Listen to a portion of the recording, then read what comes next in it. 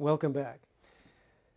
Over the years, I've had the privilege of teaching literally thousands of Christian school teachers about biblical worldview integration, and occasionally I'm asked, do you ever present this training to public school teachers?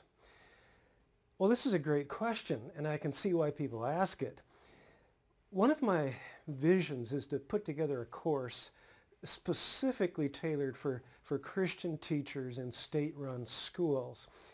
And I hope to do that in the next couple of years. And if that would be of interest to you, keep in touch with me and I'll update you. But for now, my answer to the question of whether or not I train public school teachers is that I go where I'm invited, and I don't receive many invitations from public schools. But I did receive one. It was an invitation from a public school superintendent who had oversight of 16,000 students in 21 schools in a city of 125,000 people. I was really surprised to receive this invitation, and I asked if I could meet with the superintendent to talk about it. I was really concerned that he would lose his job if I were to come in and teach a course in biblical worldview integration. Well, I spent about 3 hours with the superintendent in his downtown office. And as I shared with him what my approach to biblical worldview integration is, and I let him know that it's Bible-centered, he made a remarkable statement to me. He said, "Teaching Christianity is more important than academics." And when he said this, I realized that he knew full well what he wanted. I also realized that he had no concern whatsoever about state disapproval. So I agreed to come and teach a group of about 20 of his administrators about biblical worldview integration, and teaching them how to help their teachers to design lesson plans that effectively integrate the biblical worldview with academics. Well, what I haven't told you so far is that the school district I'm talking about was not in America. It was in Ukraine, a former satellite country of the Soviet Union. Well, I spent 3 days with the administrators of the Uzhgorod public school system. That's way in the western part of the country, near the border with Slovakia and Hungary. Well, these administrators had already been specifically charged by the superintendent to implement a Christian-based moral education program. The superintendent, he'd already gotten a curriculum together, and it was a very basic introduction to Christianity. I had it translated to see just what exactly they were teaching, and I was just really amazed to find that it's an excellent presentation of basic Christian precepts that would be acceptable to Protestant denominations across the board and Catholics as well. Well, the superintendent told me that he believed that the reintroduction of Christianity into their society was necessary for counteracting the breakdown of the family and the increase of drugs into their culture. Well, what's really remarkable about all of this is that during the Soviet days, it wasn't permitted for a school teacher to talk about Christianity in a positive light. And if you were a known Christian, you certainly would not have been hired to teach school. For that matter, you wouldn't be allowed to attend the university. Well, during my time of instruction in Uzhgorod, about 4 of the administrators really stopped coming to the sessions, and they were very upset with what I was teaching. And I talked with the superintendent about it, and he said to me, "Well, we still have some atheists left." It was like water off a duck's back, and this man was on a mission. While I was in Uzhgorod, I was invited to visit one of the schools, and so I went with my interpreter, and a friend of mine who had a video camera, and I'd like you to take a look at what I saw and heard.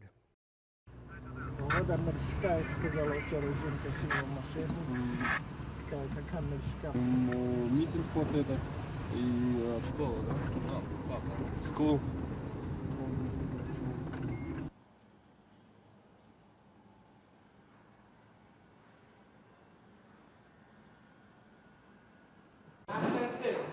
Good morning, proposed. Good morning, teacher. Good morning, good morning, good morning to you. Good morning, we are glad to see you. Thank you. I'm glad to see you too. Do the youth here believe that God created all things?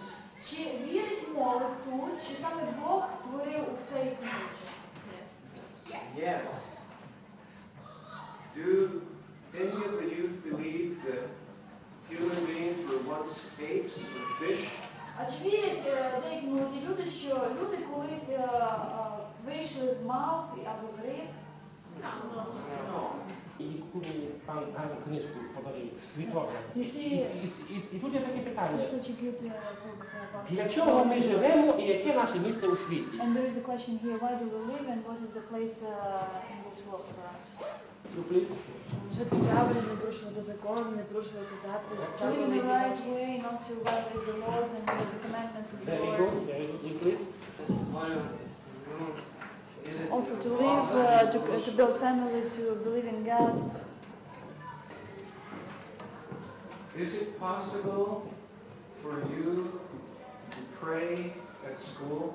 Чи вам дозволяється, чи можливо для вас молитися в школі? Is it possible for your teachers to pray at school? Чи можливо для ваших вчителів молитися в школі? Is it possible for your teachers to read the Bible at school? Монахія.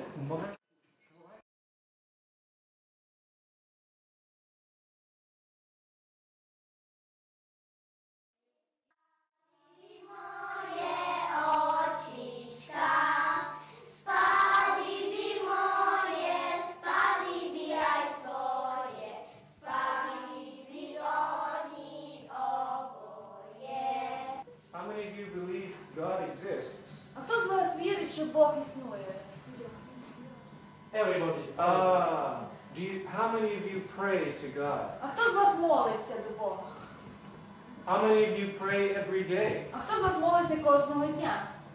Так, а хто з вас? Thank you very much for giving us a tour of your school. Дуже дякую за те, що ви провели нам такий тур по своїй школі. So am I. I really enjoyed watching your children sing. Мені дуже приємно. Я вже працюю 27 років, I've been working for 27 years, але з американцем зустрічаюся вперше. but this is my first time to meet an American person.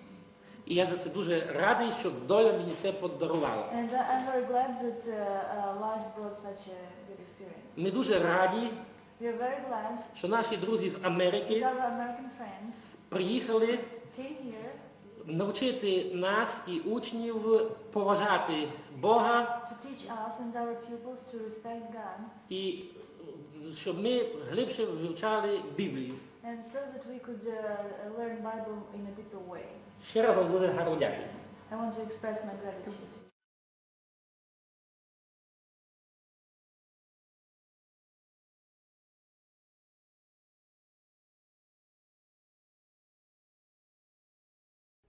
Now when I show that video clip to American audiences, they can hardly believe what they're seeing. And a common response that I hear is, what happened to us? Well, that's a good question. And I'd like to address that question a bit here. Like the Soviet Union, the United States experienced a revolution in the 20th century. However, the American 20th century revolution was the quiet, slow type. Let me explain. I believe there are two basic routes to societal change. There's the loud and fast route, and then there's the quiet, slow route. Russia in the revolution of 1917 took the loud and fast route. Shots were fired and people were killed, and change was sudden. And the vocal Christians were actually taken to prison by force at times. Now, America, on the other hand, took the quiet, slow route. I call it the quiet American Revolution of 1859 to 1962. No shots were fired, no people were killed. Gradual change spanned several generations. The Christians didn't realize that they were being taken captive until after the fact, because they were allowed to live in their homes and send their children to the neighborhood schools like nothing was happening at all. I believe we were taken captive through ideas and through education, which played a key role in this whole process. It took several generations to lay a foundation for the pivotal decade of the 1960s. Up until 1962, many schools, public schools in America, had daily Bible reading, and in some schools, Christian prayer. And these things were as common as the Pledge of Allegiance to the flag in some areas of our country. Well, the 60s changed all that. Devotional Bible reading in public schools was outlawed by the United States Supreme Court in 1962. But by that time, devotional Bible reading in school had become what I would call an ornamental mantelpiece. You see, for Comenius, the Bible illuminated every subject, and all academics were viewed through the grid of this bigger picture of a biblical worldview. But by 1962, this way of integration, it was no longer practiced in the public schools. Well, what happened? How did it disappear? And there's a lot to the story, but I want to give you a view from 30,000 feet again, just to summarize it very briefly here. Well, as you know, Comenius was not alone in his bibliocentric approach to life and his bibliocentric approach to education. Just like Calvin and Knox, who enlarged and they developed the practical ramifications of the Reformation that Luther had initiated, men like Alexander Richardson and William Ames and John Alsted worked together to develop the Pan-Sophic movement. Comenius, by the way, was a student of John Alsted. Well, Pan-Sophism was indeed a movement. It was a movement that lasted for about 150 years, as you know, and hopefully you've read Dr. David Scott's paper by now that talks about that. And as you also know, Dr. Scott referred to that movement as integrationism, and he referred to the men who developed it as integrationists. Well, he used those terms for good reason. And by the way, for those of you who want to go into more depth in this, you might want to take a look at Dr. Scott's PhD dissertation. It was done at the University of Notre Dame, and it was published in 2003. It's called From Boston to the Baltic, New England Encyclopedics and the Hartlib Circle. Well, as you also know, Comenius's educational aim was to harmonize 3 books, which he saw as essential for Pan-Sophic education. There was the book of God's Word, the Bible. That was special revelation. And then there was the book of God's works. You might call that, as they did, general revelation of creation. And the third book was the book of reason or logic.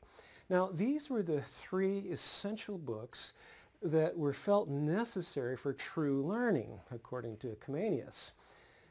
And by the way, this drawing of the Harvard crest appears on the website of the Harvard Graduate Christian Community. It's a university-recognized student organization, and it's done through InterVarsity Christian Fellowship, and it's affiliated with the Harvard Chaplains. Well, the following comment accompanies this drawing on the website. I want to read it to you. The motto of the university, adopted in 1692, was Veritas Christo et Ecclesia, which, translated from Latin, means truth for Christ and the church.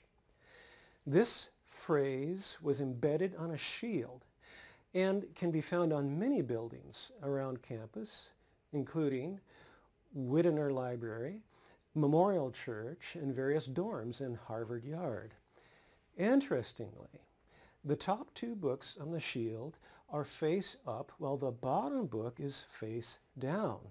This symbolizes the limits of reason and the need for God's revelation. And here again, in this photo that I've shown you before, the photo of the courtyard at Yale, we can clearly see that the lower book, Reason, is facing in the direction of the other two books in a downward position, submitted to the higher books of God's written revelation, the Bible, and his general revelation in creation. Well, bear in mind that for early Harvard, truth, or veritas, was understood to be truth for Christ and the church. Now, in view of where Harvard is today, that's a pretty remarkable bit of information. This is the Harvard crest and motto as it appears today. Now, if we compare it with the original Harvard crest and motto, we'll really see some significant changes. First of all, note that the lower book is no longer facing downward. It's no longer submitted, you might say, to the upper two books. And if you take a look at the older crest, you'll clearly see a wide sort of upward pointing arrow that appears above Reason, pointing Reason toward the revelation of Scripture and the revelation of God's works in creation. Now, some people speculate that this further communicates the idea of the need for reason to be pointed upward toward revelation. Well, this arrow has also been removed. Well, one has to wonder why they kept the book of God's Word and the book of God's works on the shield at all, but it's really hard to remove these from stone where they appear around campus to this day. Most students, I'm sure, have no idea what the books symbolize anyway. I have to point out here that there is no direct evidence in the minutes of the overseers of Harvard on December 27th, 1643, when they discussed the crest of the school at that meeting. There's no direct evidence that the three books represent the Bible and creation and reason, but Dr. Scott cites other evidence supporting that conclusion. And if you want to take a look at that, check out Dr. Scott's article, A Vision of Veritas, What Christian Scholarship Can Learn from the Puritans' Technology of Integrating Truth. And you can access this at the web address shown here on the screen. We do know beyond any doubt whatsoever that the words in the original motto, for Christ and the Church in Latin, have been eliminated from the new crest. The revised Harvard motto has been reduced to simply Veritas, or truth. Just a couple of months ago, before I videotaped this lecture, there was a case of mass cheating at Harvard that was described by the review board as, quote, unprecedented in anyone's living memory. It made national headlines in August of 2012. Well, it involved nearly half of 279 students in a particular class that was titled, ironically, Introduction to Congress. Well, Harvard's motto, Veritas, truth, rings a bit hollower today than it did when they first put it on the crest. But you have to ask yourself, what route did Harvard take to get from Comenius to 2012? How and when was the Bible dropped from its essential role as a provider of light for every academic subject and the hub of academic integration? What happened to the Pan-Sophic movement? Well, I recently read a master's thesis that was done by James Hobson. And in this thesis, there was a succinct history of Christian education in America. And that succinct history really provides some clues. If you want to read Hobson's work directly, you can go to the internet address shown in your screen. But let me just say that Hobson relates how a reaction to the strictness of Puritan Calvinism led to the rise of liberal Unitarianism. And Unitarianism denied even the deity of Christ, among other basic biblical beliefs. Well, this development, combined with a spiritual decline of the Congregational Church and a rise of what he calls German pantheism and then Protestant infighting, all of that worked together to lead to a separation of the Bible from academics. Well, Harvard was taken over by Unitarians. Hobson quotes Blumenfeld here, who said, "The takeover of Harvard in 1805 by the Unitarians is probably the most important intellectual event in American educational history. Harvard became the Unitarian Vatican. It was, in effect, the beginning of the long journey to the secular humanist worldview that now dominates American culture." In 1837, a man by the name of Horace Mann, who was also a Unitarian, became the Secretary of Education for Massachusetts. And through Horace Mann, the first public or tax-supported schools were established in America.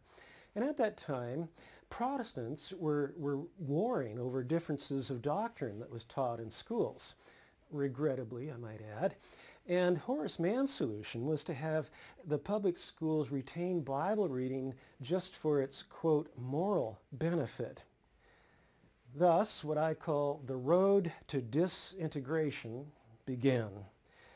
But the transition to complete disintegration took many years. The famous McGuffey Readers, which was a God-conscious and a God-centered series, actually written by a Presbyterian minister, that series continued to be used in public schools right up into the 20th century. In fact, 120 million copies were sold between 1836 and 1920. Well, the public schools were also seen by the general Protestant community as a way of neutralizing the influx of Catholic immigrants. And they wanted to advance Protestantism through the public schools. But while all this was going on, huge forces were at work in the world of philosophy and Western thinking. Now, one reason that I've selected 1859 as the starting point of the quiet American Revolution is because that was the year Charles Darwin's book On the Origin of Species came out. Now, I don't think it's much of a stretch to say that Charles Darwin had more influence on the course of the 19th and 20th century than any other single human being. Darwin may have had as much influence on the loud and fast Russian Revolution of 1917 as he did on the quiet and slow American Revolution of 1859 to 1962. You see, Darwin's book gave atheists a seemingly scientific and seemingly intellectual, and you might say even respectable basis for rejecting the Bible and for embracing the old belief in naturalism, the idea that nature is all that is or was or ever will be, which, as we discussed earlier, first showed up among the ancient Ionian Greeks like Thales and Anaximander way back in the year 600 BC. Well, Darwinism provided fodder among thinkers and educators of the late 19th century for removing serious consideration of the Bible and of a creator from higher education and from public classrooms as well. Now, the most influential person to redirect the course of American history in the 20th century was the outspoken atheist John Dewey. Now, another reason I've selected 1859 as a date for the start of the quiet American Revolution is because that's the year that John Dewey was born. Dewey is known today as the father of progressive education. Now this photo was taken in 1902 when Dewey was in his early 40s. As a world-class philosopher and the head of Teachers College at Columbia University, Dewey made a lasting impact on American educators and American schools. He also helped to lead a movement of student chapters on 125 colleges and university campuses across America to further his vision, and in this strategic way he really influenced a generation of American leaders. Now Dewey's ideas were greatly influenced by William James. Now he was born in 1842, 17 years prior to Dewey. Now William James is important because he really championed the Darwinian notion that truth is always in a state of flux. Truth, according to James, happens to an idea, ever evolving and ever in process. Truth adapts to fit its environment. Truth, which was once fitting for a particular social environment, may not be fitting today because only the fittest truth survives. And if it doesn't fit, it's no longer truth. So for William James, objective or absolute or universal truth did not exist. Truth for James was what works. And this way of thinking, called pragmatism, is really America's distinctive, and I'm sorry to say destructive, contribution to Western philosophy. And it was a radical departure from Luther, from Comenius, and from people like Noah Webster. By the way, William James spent the bulk of his career teaching at Harvard.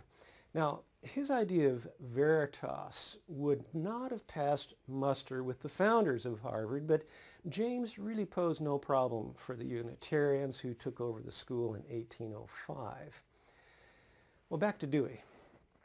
Now, according to social pragmatism, society itself becomes the shaper of what's truly fitting for the times in which one lives.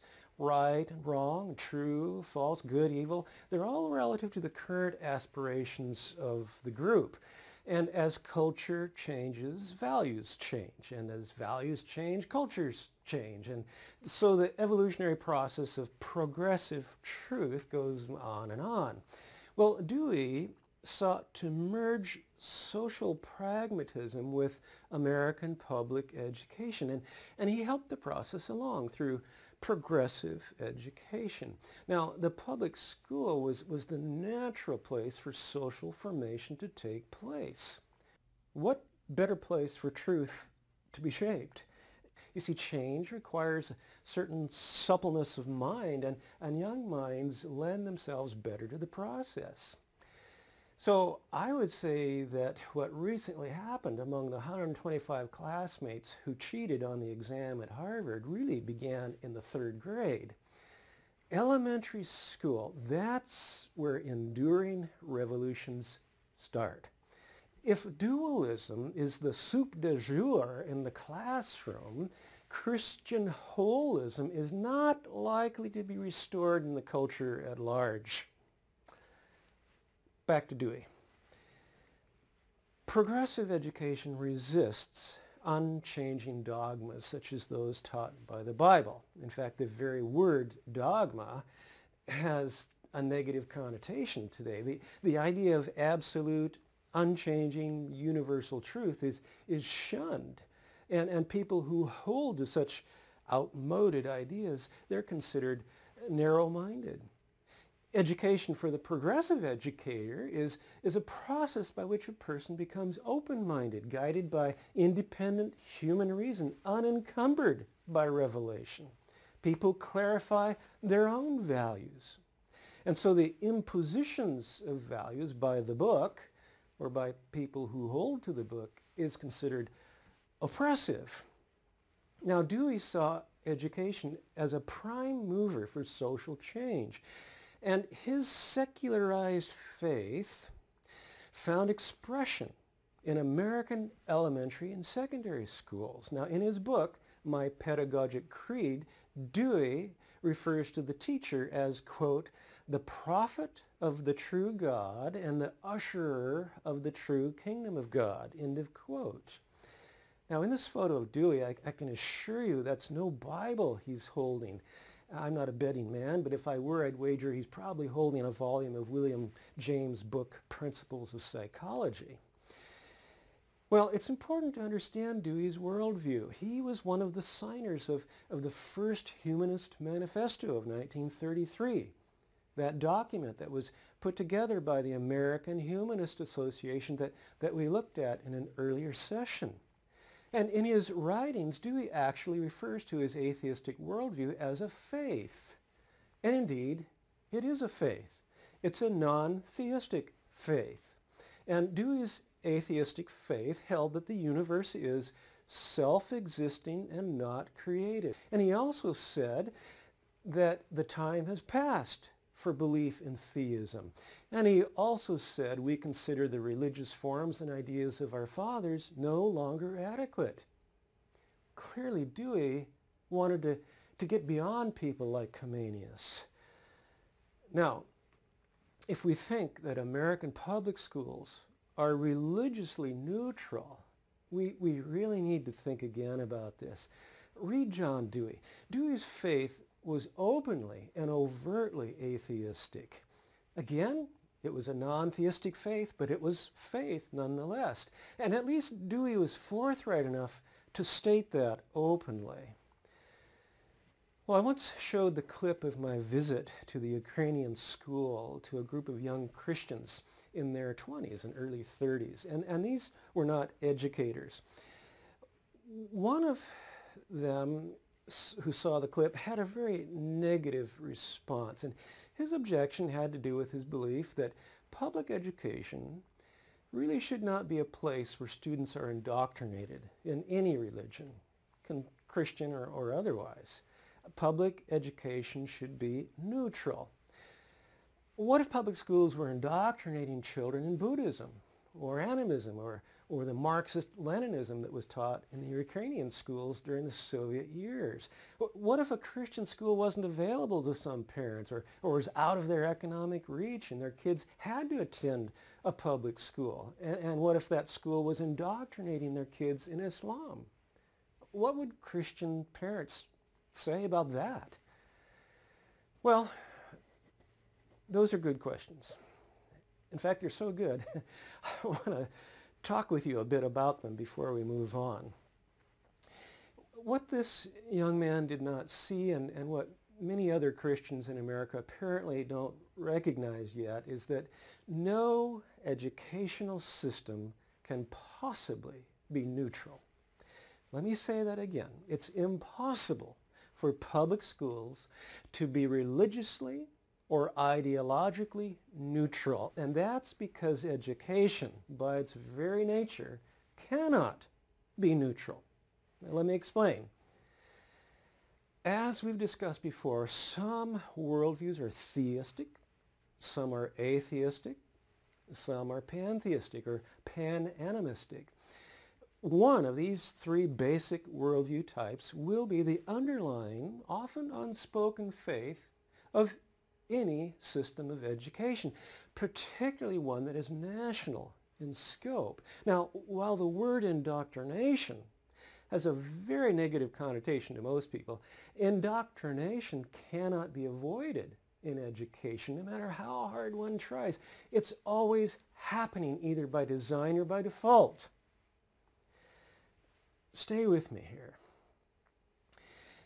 In a speech that was given on May 26th of 2012, there was a U.S. congressman from Indiana by the name of Andre Carson, who was the second Muslim ever elected to the U.S. Congress, who made a speech at a convention of the Islamic Circle of North America. And he said this, quote, "America will never tap into educational innovation and ingenuity without looking at the model that we have in our madrasas, in our schools, where innovation is encouraged and where the foundation is the Quran." Now, while the words of the congressman were of interest to me, what really interested me more was a comment that someone had written who had also watched this speech on the same YouTube that I had seen. And the comment that the viewer wrote in was this: all schools should be 100% secular by law, even private schools. Religious indoctrination of kids is child abuse, no matter what particular religion they are brainwashed to follow. Well, let's take a close look at this idea. Now, the irony of this statement is really too important to pass up here. The person who wrote this statement says all schools should be 100% secular by law. Now, is this not an imposition of secularism? Is this not an imposition of secularism by legal force? Yet this is, in fact, what has taken place in American public schools. Well, the imposition of secularism on American private schools is not taking place, and I hope it never does, but the imposition of secularism on American public schools, which Dewey called a faith, is commonly accepted as the norm, and it's enforced by American law. Think about what that person who wrote the comment was saying. Religious indoctrination of kids is child abuse, no matter what particular religion they are brainwashed to follow. Well, apparently this person doesn't quite see that the legal force of, quote, 100% secular education on the public at large right now is an issue. This is not seen as religious indoctrination, but as Dewey would have us understand, it really is. Now, this may not be something you've considered before, but the matter of not mixing religion with public schools needs to be carefully re-examined. The question is not whether religion will or will not be mixed with education, but which religion will be allowed to mix. The fact is, religion is being mixed with American public schools every day. It's just a different kind of religion than the one that was mixed with education from the colonial days up through the 18th century. Let me come at it this way. If it's not allowable to teach students that the world was created by the God of the Bible, and yet it is allowable to teach them that the world came into being on its own, and it's not here by the choice of a creator, is it not equally a faith position to teach that the God of the Bible did not create the world as it is to teach that he did? If it is a faith position to say the God of the Bible created the world, is it not also a faith position to say, in so many words, or lack thereof, the God of the Bible is not the creator of the world? Are not both statements statements of faith? I believe John Dewey would have said yes. Well, you say, well, who's actually telling kids that the God of the Bible did not create the world? Well, my response is to teach students that the God of the Bible did not create the world really can be done very effectively without using those specific words. A teacher does not have to stand up in front of a class full of students and tell them that the biblical notion of God creating all things is fiction in order to communicate the idea that it is. All a teacher needs to do is never mention the God of the Bible in a serious way.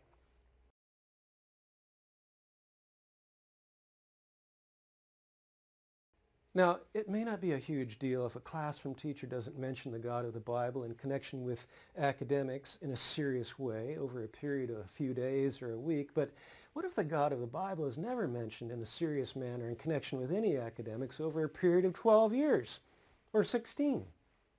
And then if you add to this some specific instruction in Darwinianism and teaching Darwinian evolution as though it's unquestioned fact, which does not require a creator, by the way, And you have indoctrination with a capital I. It's a different kind of indoctrination than commonly occurred in America up until the 19th century, but it is indoctrination just the same.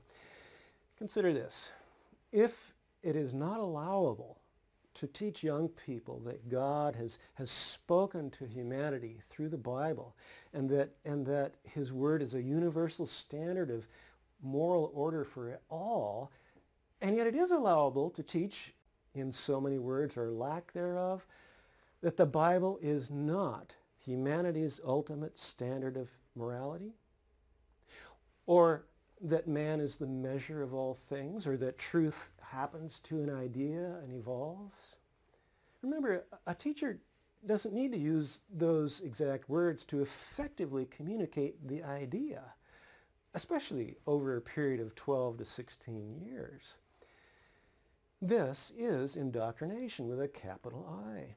All education is faith-based. All schools are faith-based, whether they're public or private. It can't be any other way, for all education is based on certain fundamental assumptions that the teacher or the school accepts by faith. Dewey called it a faith, and he was correct to do so. It's really impossible to divorce education from basic faith positions of one sort or another. It's impossible to divorce education from indoctrination of one sort or another. The superintendent I met in Ukraine really understood this. Somebody's faith will end up being the guiding factor in the school, whether by design or default. And let me further point out that the faith of some 20th century American humanists is no passive sort of faith, nor is it just private and personal. Back in 1983, there was a humanist activist by the name of John J. Dunphy who wrote an article in the Humanist magazine in which he stated this: "The battle for humankind's future must be waged and won in the public school classroom by teachers who correctly perceive their role as the proselytizers of a new faith. These teachers must embody the same selfless dedication as the most rabid fundamentalist preachers, for they will be ministers of another sort, utilizing a classroom instead of a pulpit to convey humanist values in whatever subject they teach, regardless of the educational level, preschool, daycare, or large state university. The classroom must and will be an arena of conflict between the old and the new, the rotting corpse of Christianity, together with all its adjacent evils and misery, and the new faith of humanism." Now, this does not mean that all students going through the American public school system will become atheists. Of course not. But if they are Christians coming from Christian homes, I can almost guarantee you that most of them will come out of such a system as a dualist, thoroughly infected by SSD, the sacred secular divide. And most of them will accept the sacred secular divide as normative. This is my concern. An acceptance of that dualism that effectively neutralizes the role of the body of Christ in the world. It privatizes us. And it takes the savor out of the salt. And I dare say if this continues much longer, we will be trampled underfoot. And in some arenas today, Bible-believing Christians are already denigrated. They're labeled as bigots or intolerant people or hate speechers if they don't go along with the non-biblical creed of the postmodern world. Now, secularized culture is anything but neutral. Now, as I've said before, if I had to name one big idea that's had the greatest effect on keeping today's followers of Christ from seeing their shop as well as their chapel as holy ground, it would be the dualism. Dualism that has appeared in various forms throughout history since the days of Plato, and it has really plagued the church off and on for centuries. And as I said earlier, it's a problem as common as a $20 bill, and it's so deeply ingrained into our culture that most of us grow up taking it for granted. And it has been reinforced by an educational system that has successfully separated or disintegrated the Bible from serious connection with academics, and it's relegated the Bible to the weekend or to a narrow slice of life people call religion or to their personal beliefs. And this process of compartmentalization in the minds of most present-day Americans, many Christians included, it really has been thorough and it's nearly complete. Now, some Christian parents may think that public education is not really a problem because they went through the system and they turned out okay. Well, my question to them is, did you? Did you turn out okay? Are you thinking holistically about things?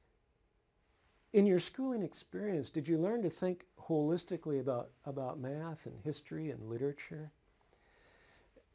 Now, some of you might be saying, I went to a Christian school and I didn't come out thinking holistically either. Well, this is a problem, and that's one reason this course was created.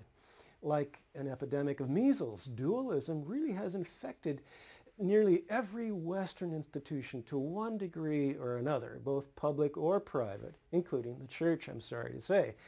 And having gained increasing momentum over the past 150 years, the problem is really running in high gear now.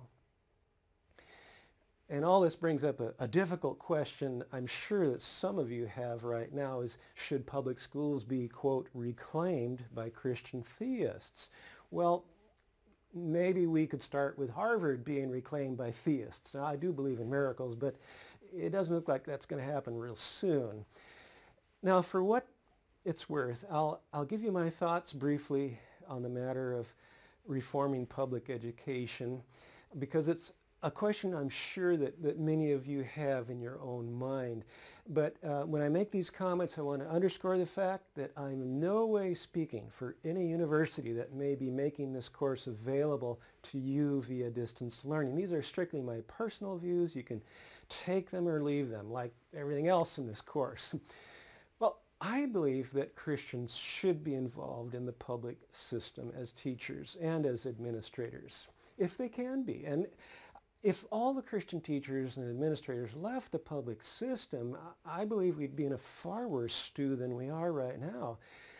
But as long as Christian teachers are not able to teach holistically in the public school classroom, and by holistically here, I'm referring to the biblical integration that we're talking about in this course. If they're not able to do that, the problem of dualism will only be reinforced and perpetuated. At the current time in American public schools, the prevailing worldview, the operative faith, is secularism. It holds a monopoly.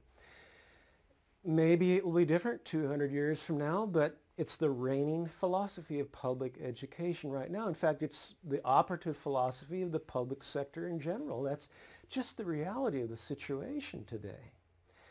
Now, one can say that Christian parents can choose a Christian school alternative for their children, but really not all of them can. And although homeschooling is a possibility for many, it's not a reality for all. Now, if the state is going to require an education for all, which it does, the question is, how can parents be given an authentic choice with respect to the kind of education they want their children to receive? Well, this is an issue that goes way beyond the scope of this course, and I think I can just say that some sort of voucher program has a lot of merit. In my opinion, it's the just thing to do. It's the fair thing. Even if all parents, however, did have the option of selecting a school that teaches holistically from a Christian base, all American kids today are growing up in a secularized culture, and it's impossible to avoid that no matter what school they attend. So, this brings us to the question of how can the Christian community equip young people to discern the difference between truth and baloney and to help them effectively sort through the two, no matter what context they may find themselves in, whether it's school or outside of school. If we can help our kids to work through this process of separating the truth from the baloney, whether they're in a Christian school or in a public school, if we can help them do that, we will be giving them a lifelong gift that will keep on educating long after their formal schooling is over, no matter what school they attend. Now, if you're teaching in a Christian school, you can thank the Lord that you still have the freedom to teach openly and unambiguously from a biblical perspective and to overtly help the next generation to see things through the framework of a biblical lens. Thank God for that freedom. There are many opportunities to do this in the course of a typical day in a Christian school. By the way, if you're a pastor or a youth pastor or a parent, you also have that opportunity. And this tool that I'm about to share with you is one that can be used in all of those contexts. Now, I call it the truth and baloney detector. Now, as with the other tools I'm presenting in this course, the truth and baloney detector it's really simple in principle and it's basic in its format, but I have to admit it does take some serious thinking and practice. It's not a tool to use once in a blue moon, but it's a tool to use regularly until it becomes a mental habit for the rest of your life. And I'm speaking to you adults who are watching as well. It's a very practical tool that looks like this. Now, to print out a blank copy of this template, go to the course content area of the distance learning platform and open session 8. And here you'll find a blank template to print off. And also, I would encourage you to copy that onto your hard drive in your own computer for ongoing use. Why don't you turn this on pause now so that you can do that. Now, it is a requirement for this course that you use this tool to do your own analysis of a film or a TV program. And it's also a requirement that you teach this tool to a group of students or peers or parents. If you work with very young students, I recommend you teach the tool to a group of your peers, perhaps at a staff meeting or to a group of parents. You decide. Well, at the top of the truth and baloney detector, it reads like this. Truth is what fits God's big picture, that is, the biblical worldview. Baloney doesn't fit God's big picture. Sometimes we hear or read a little truth mixed with a lot of baloney. Sometimes we hear or read a lot of truth mixed with a little baloney. Sometimes it's all baloney and no truth. Occasionally it's all truth with no baloney. Recognizing the difference is called discernment. Use this truth and baloney detector to determine which elements of a song or a story, a speech, a film or a book, which elements fit God's big picture, the biblical worldview, and which elements do not fit. Think about each of the 5 worldview components: God, creation, humanity, moral order, and purpose, as outlined below. Now, in the area below, you'll see 2 columns. The column to the left is called the truth column, and the column to the right is called the baloney column. And as with the other teaching tools in this course, the 5 worldview components of God, creation, humanity, moral order, and purpose provide convenient mental hooks to hang your thoughts. For example, the first component, the God component, focuses attention on aspects of a film or a book or a song or a piece of literature or legislation or whatever other piece of culture you're looking at, which elements align or conflict with the bigger picture of a biblical worldview. Now, if there are elements of the piece that you're looking at, the piece of culture or the piece of history, and those pieces are in sync with a biblical view of God. That is, they're in alignment with his nature and his character or his ways or his purposes. Now these things can be noted in the truth column of the truth and baloney detector in the God category. Then if there are elements in the piece you're looking at that are out of sync with the biblical view of God, these things can be noted in the baloney column. Now, the same process is followed with respect to creation, humanity, moral order, and purpose. Now, I'd like to work through an example with you, and if you want to use the clip that I'm about to show you in your own teaching of a group on how to use this tool, please do so. I'll tell you where you can find this clip at the end of this presentation. Now, to make this easy, I've selected a television program for young children, and I received permission from the copyright owner of Reading Rainbow to edit down one of their 30-minute programs, and I'll show you the edited clip for the purpose of using this truth and baloney detector. Now, I'd like you to view this clip twice. It's rather short. The first time, I'd like you to watch it without taking any notes or jotting anything in your truth and baloney detector. Just watch and listen. And if you've not printed out a copy of the truth and baloney detector yet, please put this presentation on pause and do so. Again, you'll find it in the Session 8 part of the course content area. Okay, let's watch the clip the first time through, just listening carefully.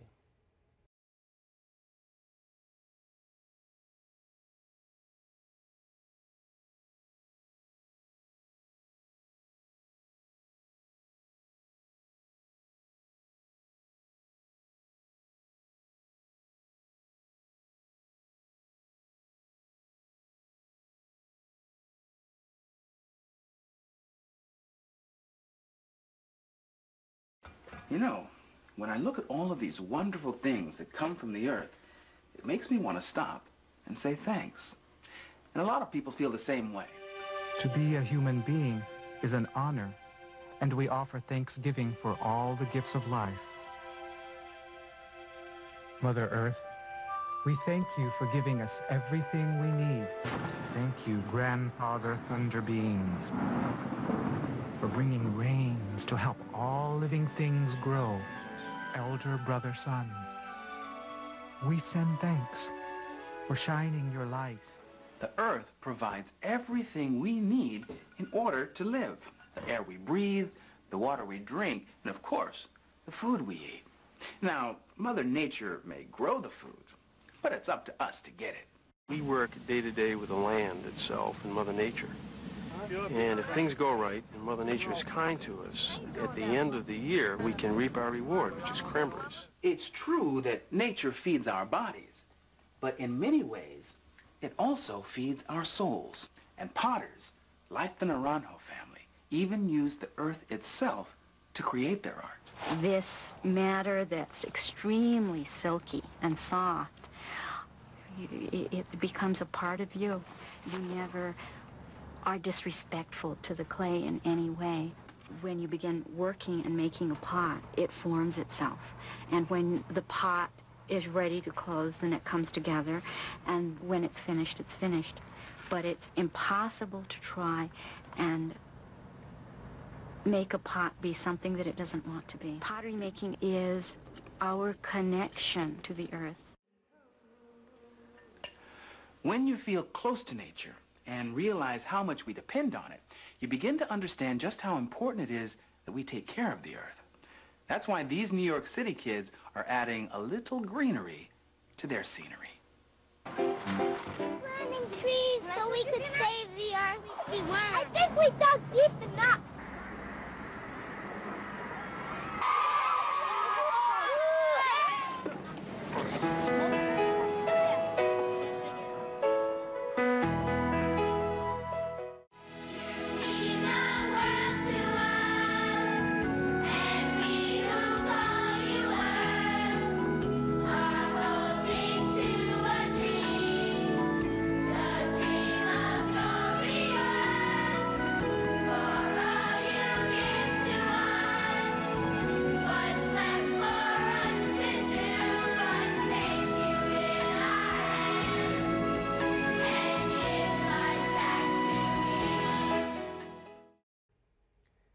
by the way, would you consider this educational program neutral?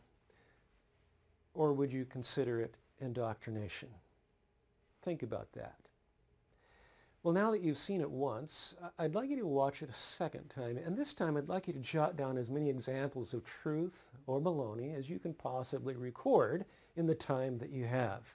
And as you do this, consider what is being assumed, what is being taught, what is being ignored, and what is being implied. Now let me repeat that because it's important to realize that when we're analyzing television, film, art, literature, whatever it is, we are not just to think about what is being directly said.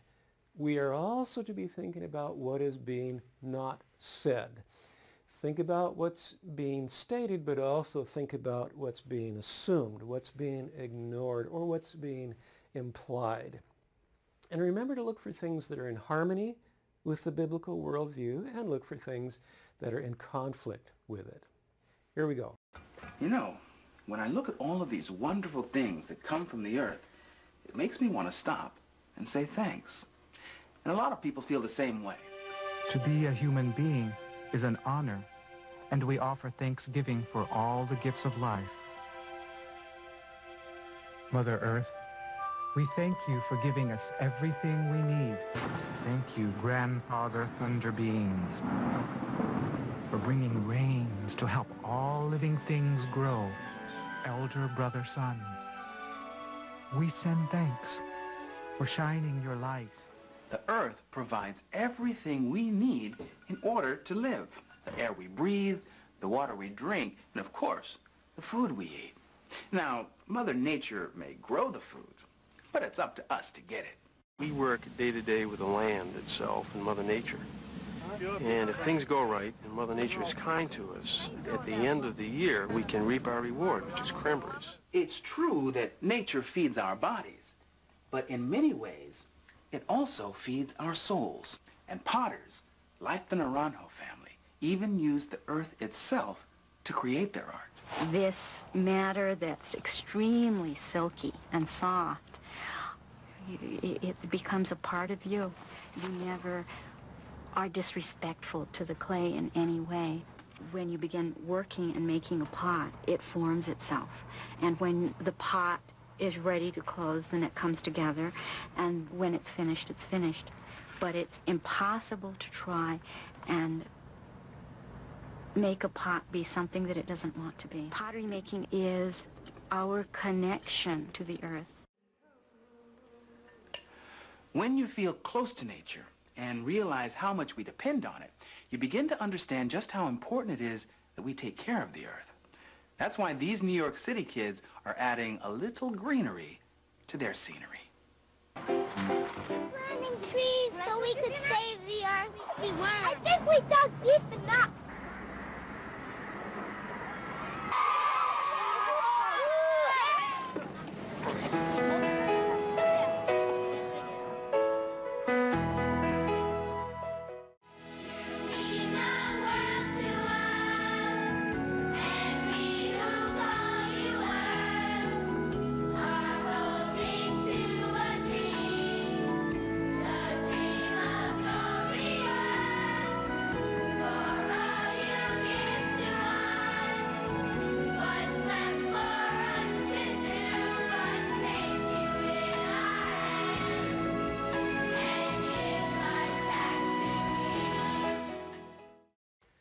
Now, hopefully you caught a few things that were in harmony with the biblical worldview, and you caught some things that were in conflict with it.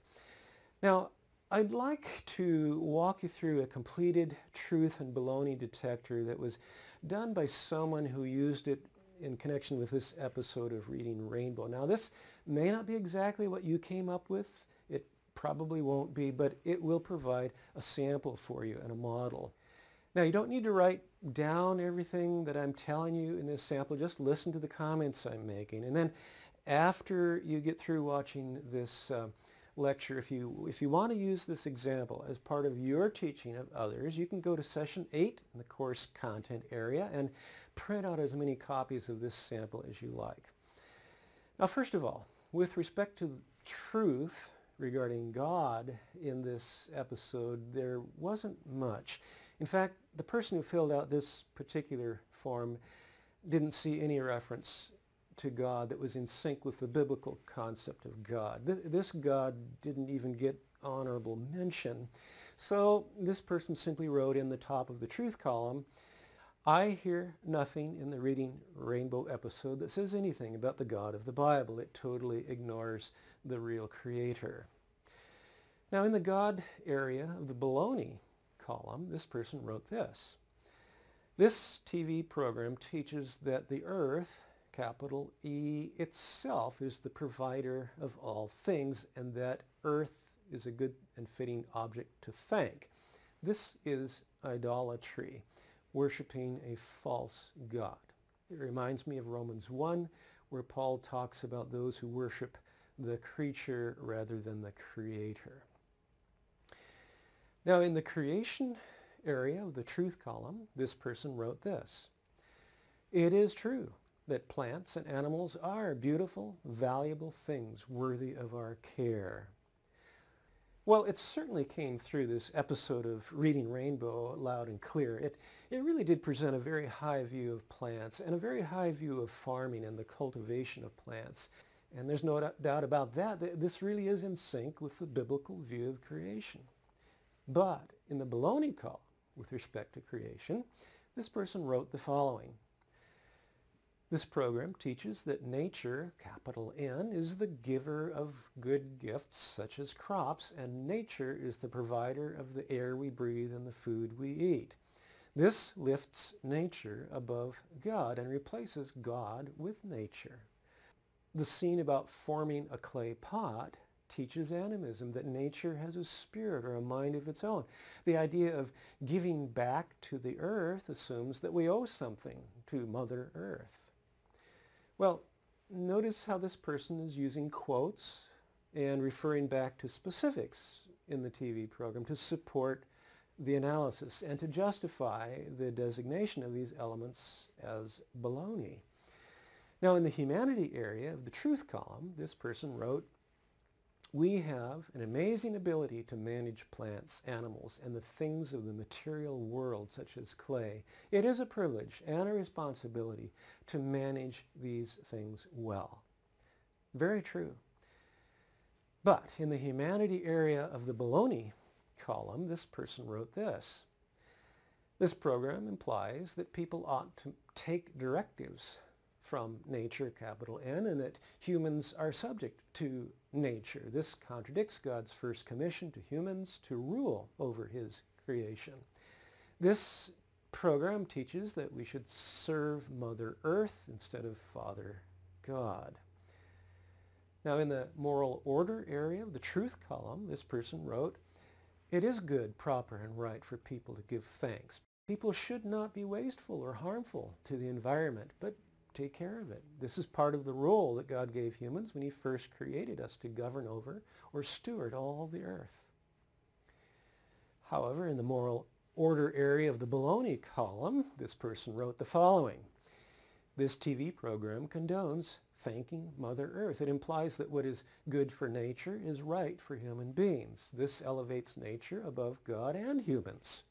Moral order here seems to be earth first, humans second, never mind the God of the Bible. In this program, there is no higher law than love nature. Again, this is idolatry. Now, at the bottom, in the purpose area of the truth column, this person wrote the following. Caring for plants and animals provides a great purpose for human beings. Well, this certainly was implied by the Reading Rainbow episode. But in the purpose area of the baloney section, this person wrote the following.